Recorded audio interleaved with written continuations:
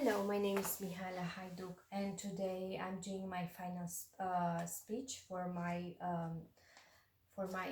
communication 105, and I choose to talk about how to take a blood pressure. In order to understand the blood pressure, we have to understand our heart, how it's working.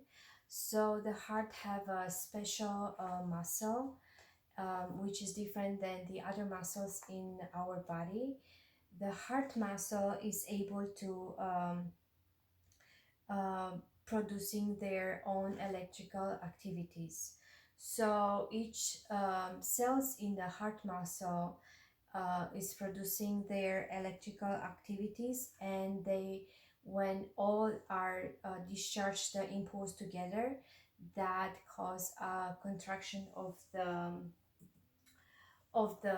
heart. So, for example, if anyone is using a tense unit, when you put the electrodes around the muscle and you turn on the tense unit, the machine gives an electrical impulse and which that contract the muscle. So it's the same concept with the heart, only the difference is the electrical impulse is different than the heart electrical impulse. So to understand also the how the blood flows, we have to talk about the arteries, capillaries, and veins. So the arteries are the biggest vessel in our body and transports the blood away from the heart. So transports the oxygenated blood through the to the organs and the tissues, and over there in the tissues connects with the capillary, which is the smallest um, veins, and actually the capillary connects the artery with the veins. So the veins transport the blood towards to the heart, so that transports the deoxygenated blood to get oxygenated. um, we can see here is not that much difference between the artery and the vein. The only difference, what is it, is the vein have a valve which this valve actually prevent the blood to go backwards, because when the heart contract and send the blood out in the body, actually the valve is open up and push the blood to the heart. um, Also, when we need to understand the blood pressure, we have to understand the Frank Sterling law. So says the greater amount of the volume uh, goes in the ventricle is during the diastole, is the greater amount of the blood who goes out in the vein.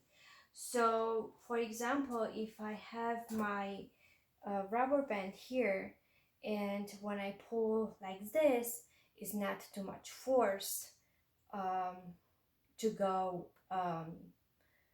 to um, to see how it's working. But actually, when I pull this like this, I see it's a lot of force going like this. So if I do this to somebody, that will gonna hurt.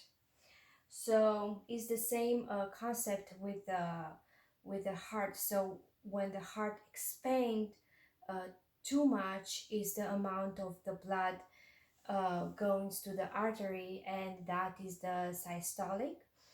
And usually when we take the blood pressure, the regular blood pressure, what in the book said is 120 over 80. So a nurse told me today how to think about the systolic and diastolic blood pressure, which one is higher, which one is the lowest. So she tell me the systolic starts with S, so that means is with us, say the sky, so it's a high, and the diastolic starts with D and means down. So we now I remember the numbers, which one is the biggest, which one is the lowest.